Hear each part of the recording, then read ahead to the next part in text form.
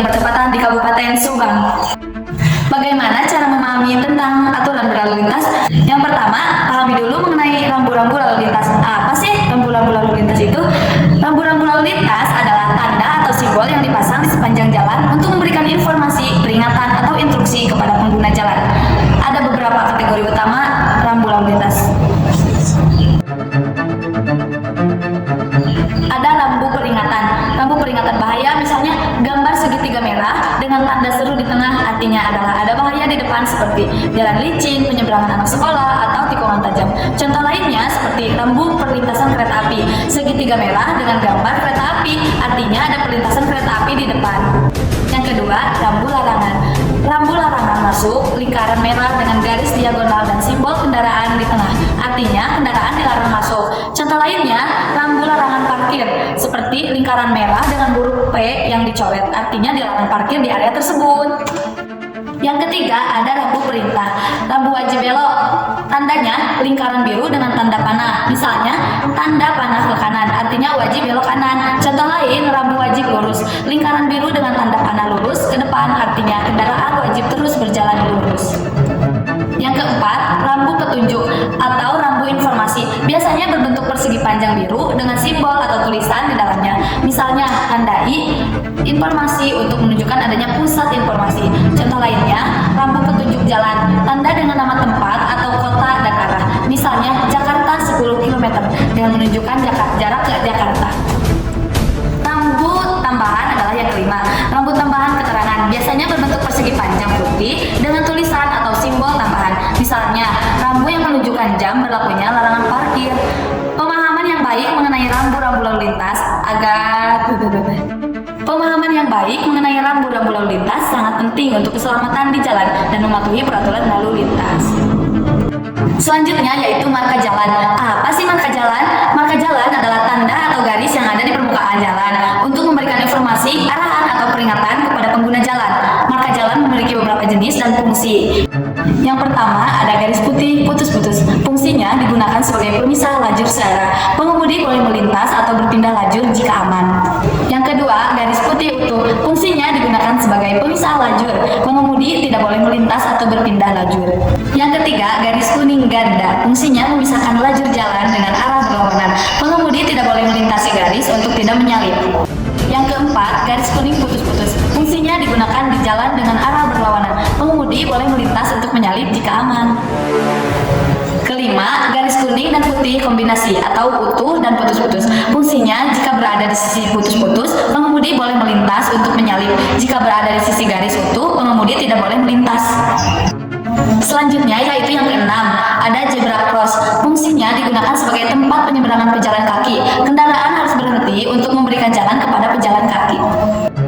Yang ketujuh yaitu kotak kuning. Fungsinya menandakan area yang tidak boleh dimasuki kendaraan. Jika kendaraan tidak dapat keluar dari kotak tersebut karena kemacetan. Tujuannya untuk menjaga kelancaran lalu lintas di persimpangan. Yang kedelapan yaitu garis berhenti atau stop line. Fungsinya, garis ini menunjukkan tempat pengemudi harus berhenti di depan lampu lalu lintas atau rambu berhenti, stop sign. Yang kesembilan, marka lambang atau simbol. Fungsinya memberikan informasi tambahan seperti panah arah atau menunjukkan arah yang harus diambil. Simbol sepeda, lajur khusus sepeda, atau simbol bus, jalur khusus bus. Yang ke-10, marka pinggir jalan. Fungsinya menunjukkan batas pinggir jalan atau area bahu jalan. Garis ini membantu pengemudi untuk tetap berada di jalur yang aman. Yang ke-11 ada marka parkir. Fungsinya menandai tempat parkir kendaraan, biasanya berupa garis putih atau kuning di area parkir. Yang ke-11 ada marka parkir. Fungsinya menandai tempat parkir kendaraan, biasanya berupa garis putih atau kuning di area parkir. Selanjutnya yaitu yang terakhir, yang ke-12, marka kejut. Fungsinya garis atau permukaan bertekstur yang dibuat untuk memberikan peringatan kepada pengemudi melalui getaran atau bunyi saat dilintasi. Biasanya ditempatkan di dekat lampu berhenti atau area berbahaya untuk meningkatkan kewaspadaan. Pemahaman tentang marka jalan dan fungsinya sangat penting untuk keselamatan berkendara dan mematuhi peraturan lalu lintas. Dengan mengetahui arti dari setiap marka jalan, pengemudi dapat lebih mudah menghindari kecelakaan dan pelanggaran. Peraturan mengemudi. Yang pertama ada kecepatan maksimum dan minimum. Patuhilah batas kecepatan yang ditetapkan di jalan tol. Misalnya, terdapat batas batas minimum dan maksimum yang harus diikuti. Kondisi jalan, sesuaikan kecepatan dengan kondisi jalan, cuaca, dan lalu lintas. Kurangi kecepatan saat jalan licin, hujan, atau berkelok. Selanjutnya, penggunaan sabuk pengaman. Wajib semua penumpang dan pengemudi wajib menggunakan sabuk pengaman setiap saat, baik di depan maupun di belakang. Selanjutnya, rambu dan marka jalan. Patuhi rambu-rambu lalu lintas dan marka jalan. Jangan menerobos lampu merah atau melewati garis marka yang tidak boleh dilintasi. Lanjut, penggunaan jalur. Ada jalur kiri. Di Indonesia, kendaraan harus berjalan di sisi kiri jalan.